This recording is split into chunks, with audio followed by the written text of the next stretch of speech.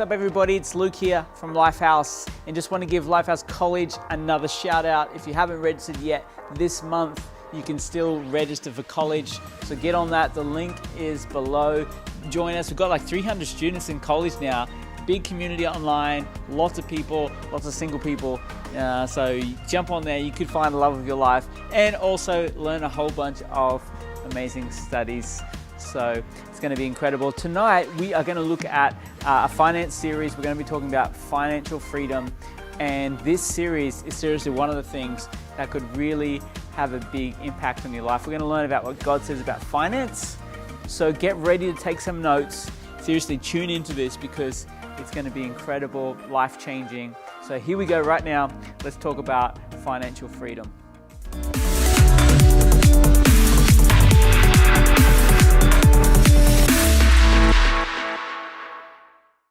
Well, hey everybody, and welcome to 7 Steps to Financial Freedom.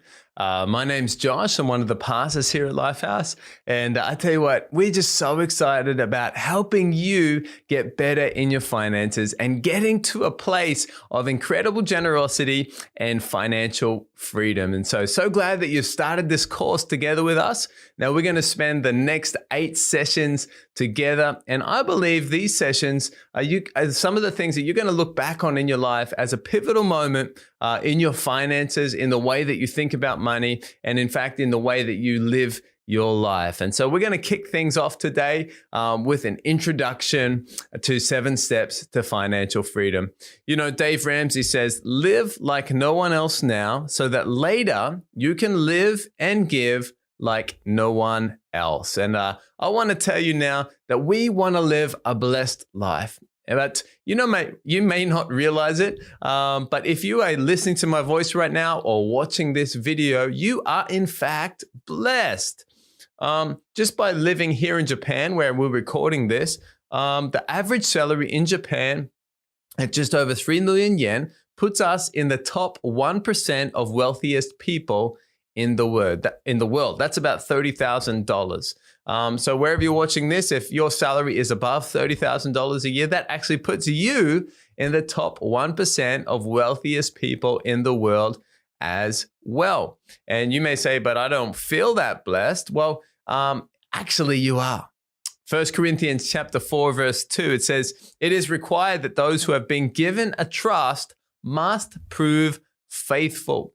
And what do you think that means when we've been given a trust? Well, it means that God has blessed us with something and he expects us to do well with what we have. In fact, many times throughout the Bible, and even Jesus says this, that as we do well with what God has given us, God will give us more to steward for him. You see, what we have is not just, limited to what we have, but as we do well with what we have, God sees that. His blessing is upon it. He smiles upon us. And of course, he wants to bless those who are going to do well with what he gave them. Matthew 25:23, Jesus tells a story and his master replied, well done, good and faithful servant. You've been faithful with a few things. I will put you in charge of many things. Come and share in your master's happiness. And right from the start, right from the outset of financial freedom, I want to ask you a question. Are you being faithful with what God has given you? Are you being faithful with what God has given you? And honestly, if you looked at your life, you'd probably say, maybe I could do a little better with what God has given me. Financial freedom. Financial freedom is being free from anything that might be holding us back from living the blessed life that God has for us. For many people, this means freedom from debt, freedom from stress about worry, or freedom from bad decisions, or even a history of family history of bad decisions. And this course is not a get-rich-quick scheme. In fact, it may be a get-rich over time or build wealth over time scheme. But you need to know that the Bible talks a lot about money. In fact, in the New Testament, Jesus offers more wisdom and has more to say about money than any other subject besides the kingdom of God. To me, this shows how important finances are to God. I believe in our lives, if we can do well in the financial area of our life, it means we can do well in many areas of our life. Luke chapter 14, verse 28, it talks about budgeting and planning.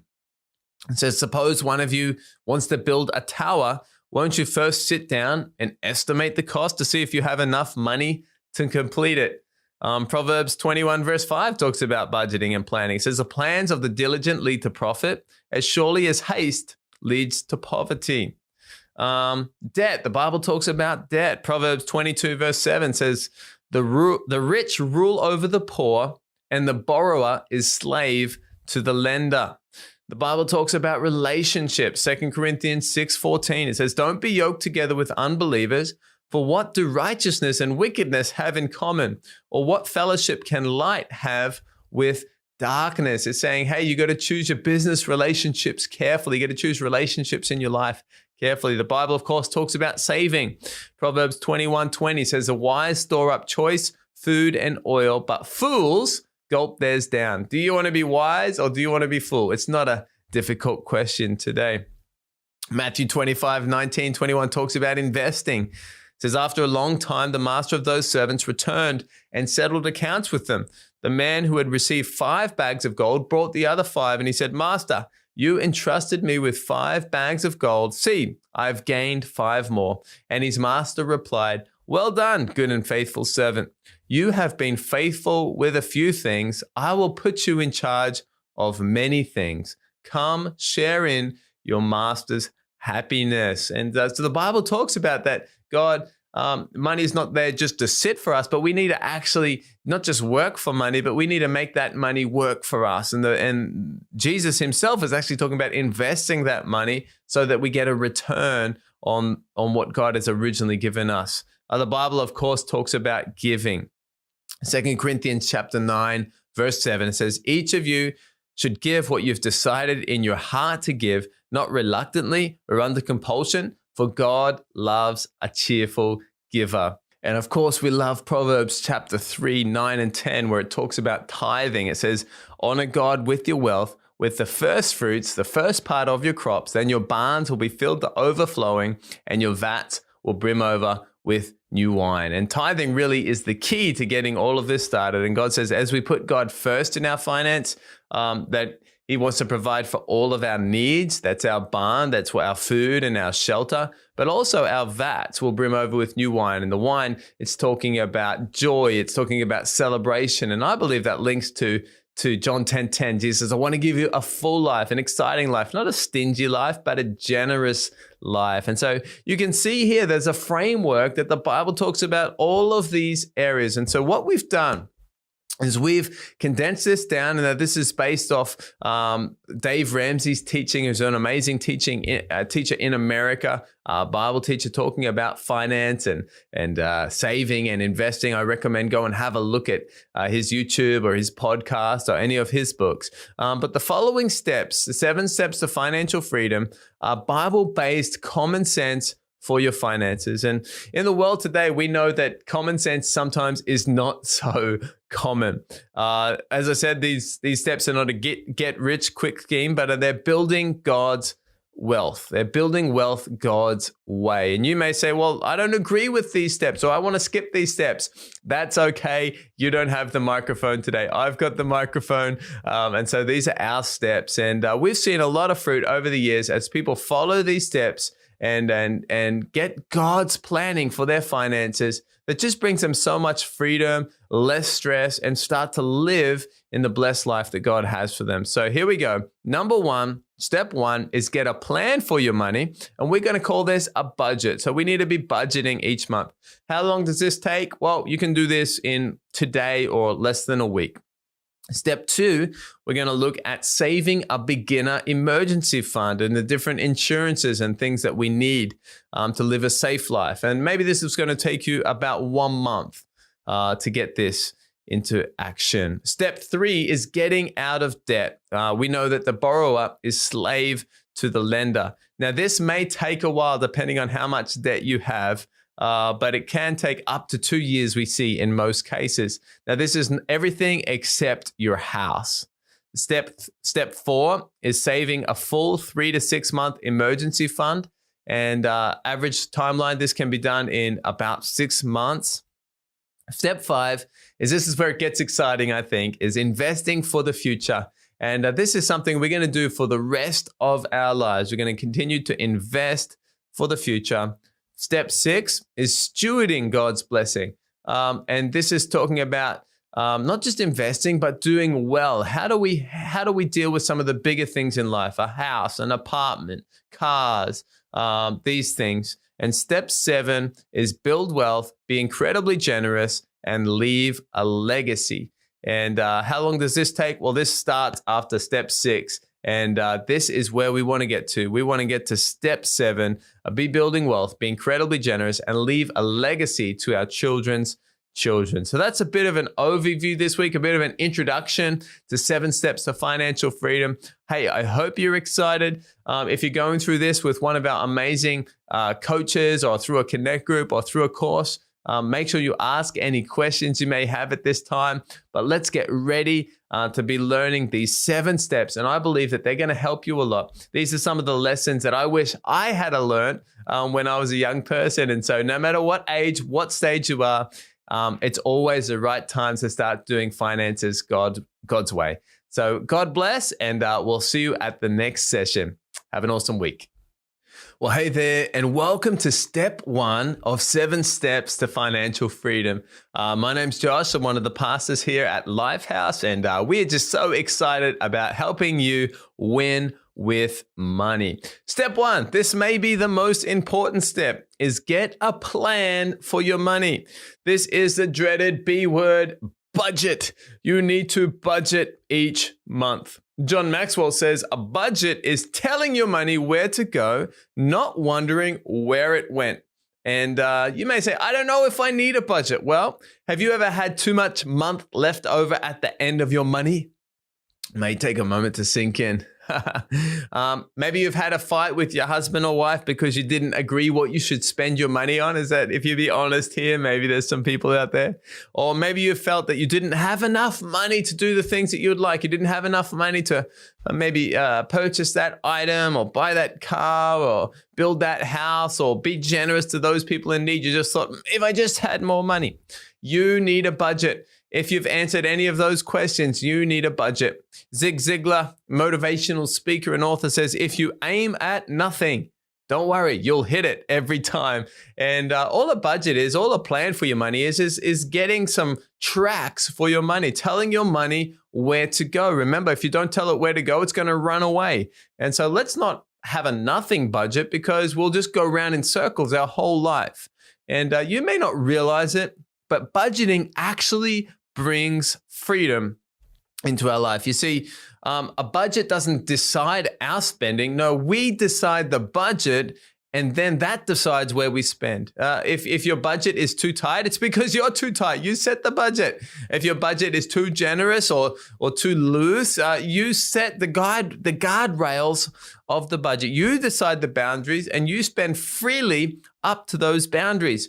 So instead of worrying about spending too much or wondering how you can buy something, you're actually free to spend up to what you've previously decided. For us, this was actually freeing when Yuki and I, my wife, when we were married and we were deciding how to spend our money and budgeting. At first, it seemed like this is going to be restricting. We just want to live a free life.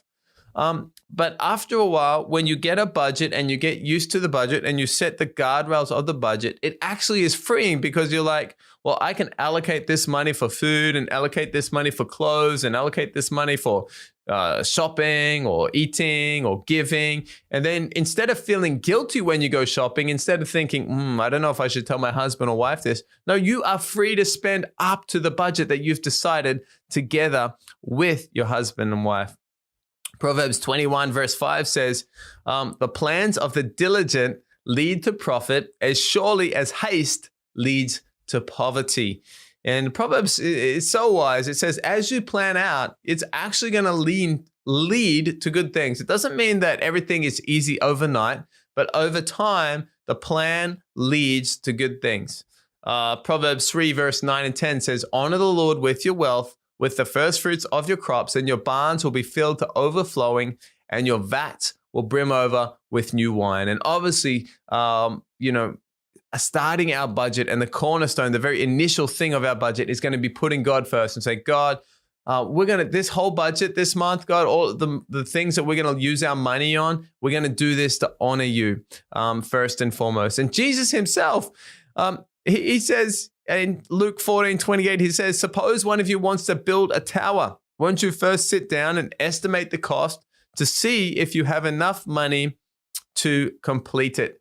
What does Jesus say about planning our money? Well, he says, if you want to do something big, if you want to have a big project, if you want to have a big life, well, you need to sit down and you need to spend your money on paper before you start building anything. Too many people get ahead of themselves and start spending stuff and doing things, and they didn't actually sit down and work out, could it be done or how much it's going to cost?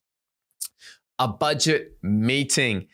This is a big one. If you take anything away from today's lesson, you need to have a budget meeting. So every month, as you get paid, have a budget meeting with your husband and wife and spend all of your money on paper. Spend all of your money on paper before you actually touch the bank. And you may say, well, I'm not married. Who do I do that? Well, if you're not married, sit down in a chair, get out your budget spreadsheet, put a teddy bear in the other chair and have a budget meeting with a teddy bear. What you need to do is give every dollar a name and you need to tell it where to go. Remember, if you don't tell it where to go, it's going to develop wings and it's going to run away. And there should be nothing left over. In fact, everything should be allocated. Remember, we're going to spend all our money, but we're going to spend it on paper before we do anything in real life. And this is called zero-based budgeting. It means at the end of it, if you did it correctly, the end total, the end sum should be zero because you've put everything there and savings here and miscellaneous spending here and food here and tithing here. And remember, you need to stick to the budget, and any changes you need to discuss with your husband or wife first. And I would recommend for the first budget or for the first few budgets, when you make that budget, you and your husband or wife or you and your teddy bear, whoever that is, you should sign the budget. And if you spend outside of those budget categories, you need to get permission from your husband or wife or from your teddy bear to spend outside of that category. This is your binding word. And then, of course, over time, it doesn't need to be so strict like that. But you need to understand, hey, these are our categories that we are going to set. And so what does a sample budget look like? Well, right at the top, you write down your income from your work or your regular job. And then you can also, there's a space for other income, and you have your total income. This is 100% of your budget. Then, of course, you're going to list out some of your, let's call these overflow categories. So these are your tithes, 10%. Of course, we're going to give that to God first. We're going to do this before we spend anything else. We're going to invest. I would recommend 15% if you can. We're going to save. I would recommend 5%. This is money that we keep on hand for projects that require cash or require savings.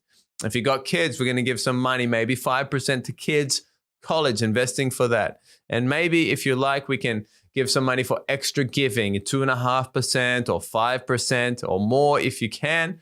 But this is money towards extra giving projects, maybe buying dinner for someone in need, or supporting our school, Tejas Asia in India, or maybe supporting the kids in Watoto, Africa, or needs, or typhoon victims, or earthquake victims as they come up. It's good to have some extra money on hand that we can use for giving. And so that's going to come to roughly 40% of our budget, give or take. Then we have our needs. These are things like housing. How much should you spend on rent or your mortgage? I would recommend no more than 25% if you can. If you're spending more than 25% on your housing, some of these other areas like college or savings or investing are going to suffer because maybe your house or your rent is more than it should be, proportionally is in terms of your income. Utilities, gas, water, these types of things, maybe about 10%, depends where you live. And food, of course, maybe that's going to be 10% of your budget. Now, you may say, food, 10% of my budget. That's not enough money. And it may not be if you have a family. But most people, you don't need to spend a lot of money on food if you are buying your food at a supermarket or at a grocery store.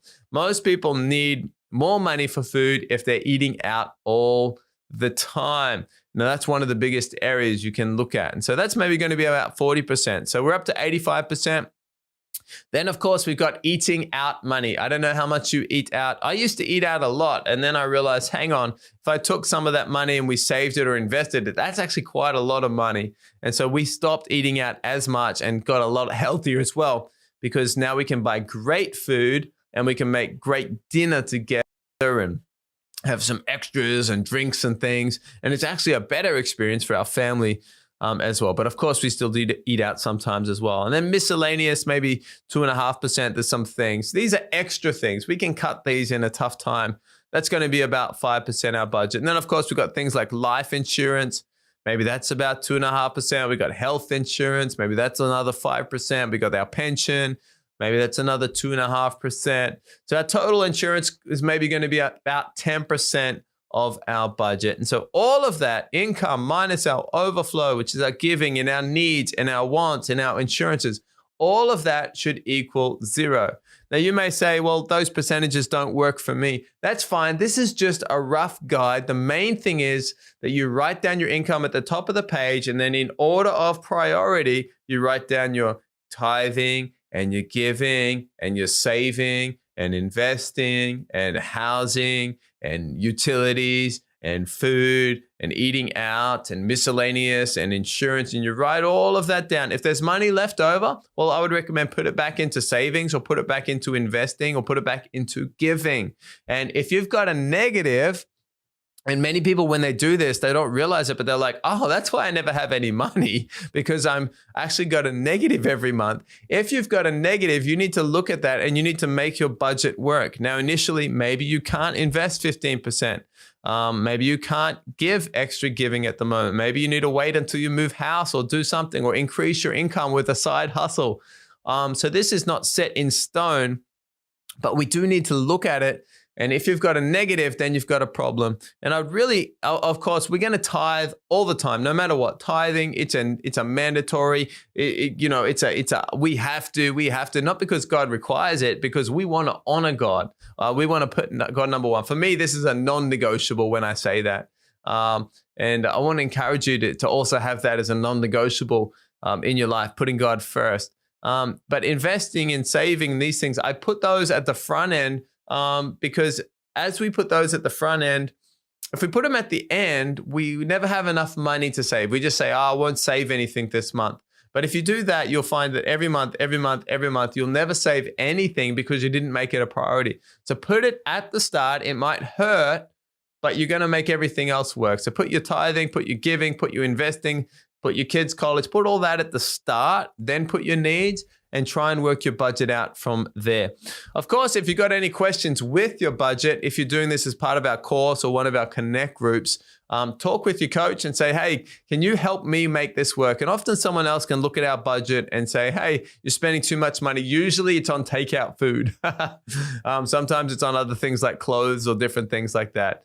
But hey, let's make our budget work every month. So looking forward to hearing your stories about your budget meeting with your husband or wife.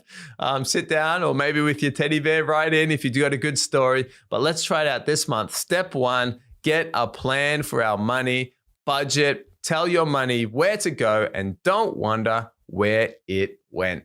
Well, have a great week, guys. And hope you enjoyed step 1 of financial freedom. And we'll see you next session for step 2 of financial freedom. Hey, welcome back, guys. I hope that you guys absorbed a bunch of this stuff about financial freedom, and so good to learn about this. But if you don't know Jesus, hey, today you can know Jesus in your life. It's the best decision you will ever make, is to invite Jesus into your life. He loves you, wants to come into your life today. And I want to just pray for you right now if you want to receive Jesus. Okay, so let's pray together. Jesus, we thank you. We believe in you today. Come into our lives. We'll follow you. Amen. Amen. If you just prayed that prayer, just a simple prayer like that, I believe God will answer your prayer. We'd love to help you out. So definitely send us a message. I'm sure there's a local pastor where you are who would love to get in touch with you and just help you walk that journey with following Jesus. Now, we actually have a bunch of these studies, all of what we're talking about tonight. We actually have Blue Book studies, so you can jump onto the Lifehouse app, and in there is the Blue Book where we use in our small groups. There's studies in there on financial Freedom. I think there's 6 or 7 studies. Jump on there, check it out. You can do that with your small group. And next week we're going to be back talking about the next subject. It's going to be powerful. So make sure you tune back in next week to be part of more financial freedom. Now, if you want to give, please jump onto mylifehouse.com/give. Links are below. Choose your campus. Be a part of supporting your local campus, your local church. It's a great thing to support your local church. And we're really praying God's blessing over your life as you do that. So links are below for that. Let's be faithful and give and build the house of God together. Have an amazing week, guys. We'll see you back here next week.